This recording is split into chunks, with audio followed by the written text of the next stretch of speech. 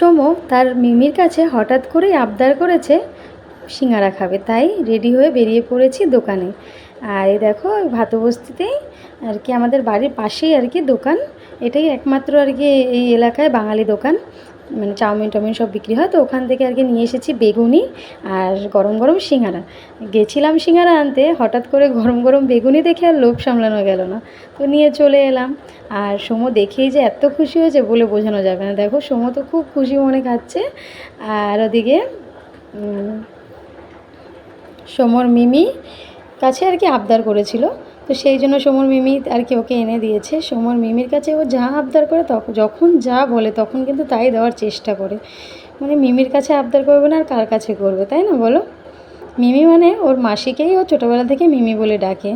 বলে না মায়ের থেকেও মাসির দরদ বেশি, কথাটা কিন্তু মানে সত্যিই কিন্তু মানে আমি তো ওকে ভালোবাসি।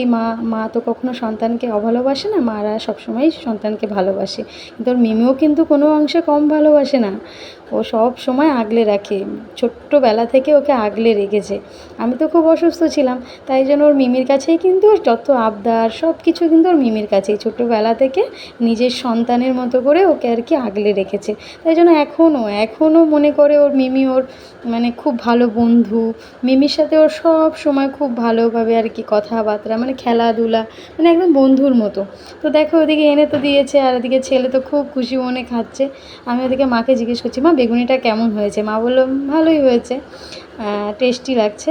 আর আমারও তো বেগুনি অনেক দিন ধরেই খাওয়া হয় না, কলকাতায় তো প্রচুর খাই, আন্দামানে কিন্তু সব দোকানে এসব পাওয়া যায় না।